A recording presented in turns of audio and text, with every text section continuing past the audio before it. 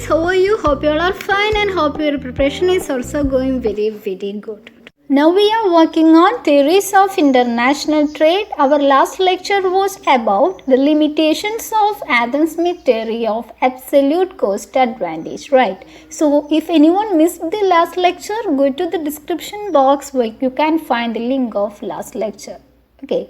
So when we discussed the limitations of Adam Smith theory, we have seen that Adam Smith failed to give explanation for these two questions. That is, what will do if a country has absolute advantage in all the products, and what will do if a country has no absolute advantage in any products. He failed to give explanation for these two crucial situations. But a British-Scottish economist named David Ricardo solved these two situations in his theory comparative cost advantage. So today we are going to discuss David Ricardo's theory of comparative cost advantage. Okay, so let's go to our class. The theory of comparative cost advantage was propounded by David Ricardo in his book Principles of Political Economy and Taxation, which was published on 1870. So according to his theory of comparative cost advantage, even though a country has absolute advantage in all the products and the other participating country has no absolute advantage in any product, still it is possible for both the countries to enter into a trade and to gain simultaneously from that trade by focusing on the concept of comparative cost advantage. Okay, so here David Ricardo focuses on the concept of comparative cost advantage, right? So what is the term comparative cost advantage means? The comparative cost advantage refers to the ability of a nation to produce goods and services at a lower opportunity cost than other participating nations. I repeat, the comparative cost advantage refers to the ability of a nation to produce goods and services at a lower opportunity cost than other participating nation. Okay, so from this statement, it is clear that there is some sort of relationship exists between comparative cost advantage and opportunity cost advantage, right? So, in order to understand the comparative cost advantage, first we have to be aware of the concept of opportunity cost. So, let us understand what is the opportunity cost mean. Opportunity cost refers to a benefit, profit or value of something you given up to acquire something else. In other words, opportunity cost is the cost of next best alternative which is foregone. Let us understand this concept with a simple example. Suppose I have 5 rupees in my purse. With that 5 rupees, either I can buy KitKat or I can buy Dairy Milk. If I bought KitKat, the opportunity cost of KitKat will be the value or benefit of Dairy Milk which I given up. Or if I bought Dairy Milk, the opportunity cost of Dairy Milk will be the value or benefit of KitKat which I given up.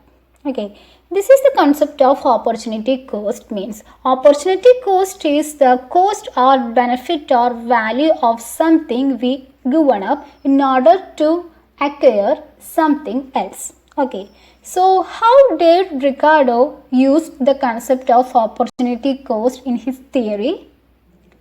David Ricardo said that the countries have to specialize and export those commodities on which it has lower opportunity cost or comparative advantage. Similarly, the countries have to import those commodities on which it has higher opportunity cost or comparative disadvantage. Okay, so I repeat this point again. David Ricardo said that a country have to specialize and export those commodities on which it has lower opportunity cost or comparative advantage, and countries have to import those commodities on which it has higher opportunity cost or comparative disadvantage. So from these statements, it is clear that lower opportunity cost is equal to comparative advantage and higher opportunity cost equal to comparative disadvantage. Okay, this is the basis of the theory of comparative cost advantage. Let us understand this with a simple example. Here we have two countries, Portugal and England, two commodities, wine and cloth. Okay, both the countries are producing both the commodities.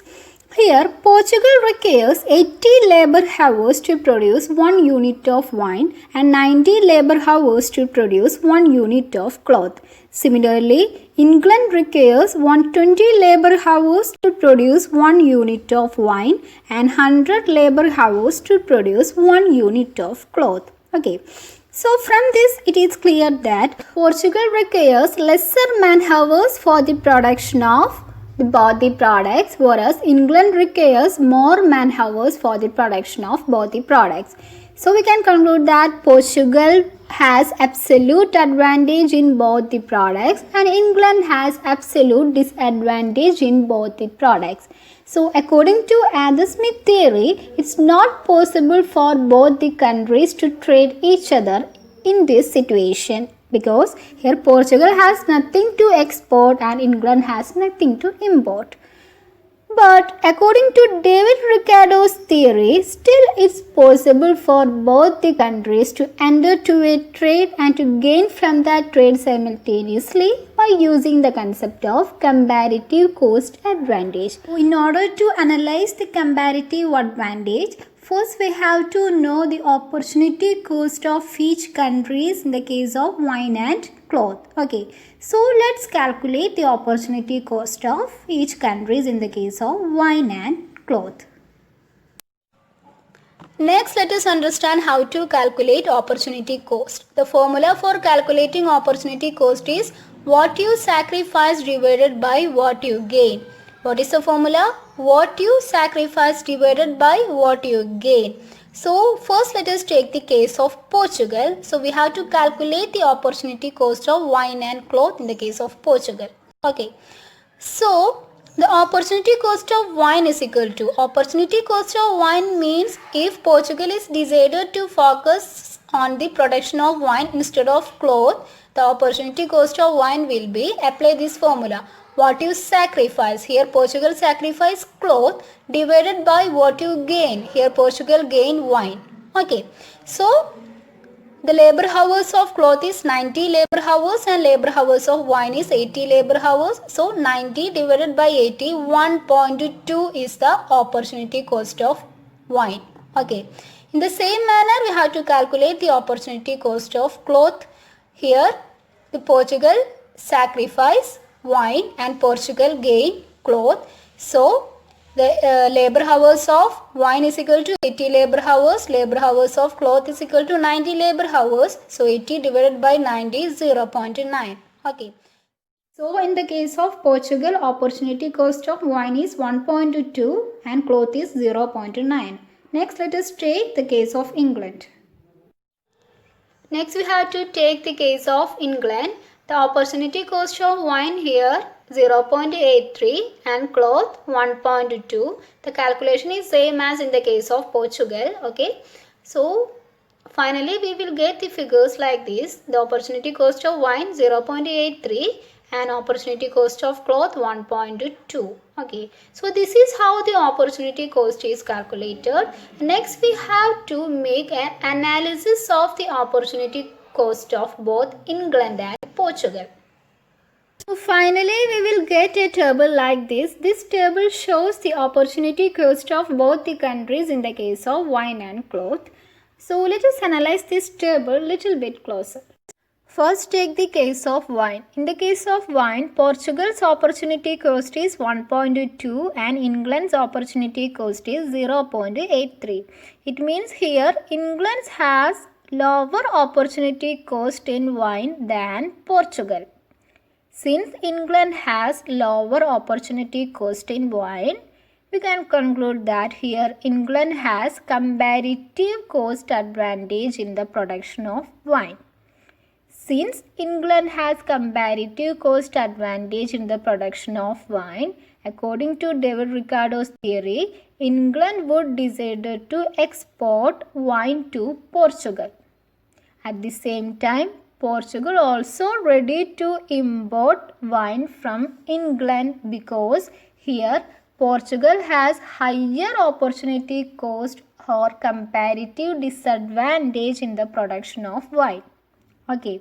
Similarly, in the case of cloth, Portugal's opportunity cost is 0.9 and England opportunity cost is 1.2. So, here in this case, Portugal's opportunity cost is lesser than England opportunity cost. So, here Portugal has comparative cost advantage in the production of cloth. Since Portugal has comparative cost advantage in the production of cloth, Portugal will export cloth to England and England also ready to import cloth from Portugal because England has comparative disadvantage in the production of cloth. So finally here both the countries would get opportunity to gain from the trade irrespective of the position of absolute cost advantage. Okay, so this is how the system of trade works according to David Ricardo's theory of comparative cost advantage. So according to this theory, countries have to specialize and export those commodities on which it has lower opportunity cost or comparative advantage, and countries has to import those commodities on which it has higher opportunity cost or comparative disadvantage. So, hope you understood this theory. Now we have completed classical theories of international trade. From next lecture onwards, we will discuss the modern theories of international trade. So, thank you so much and all the very best.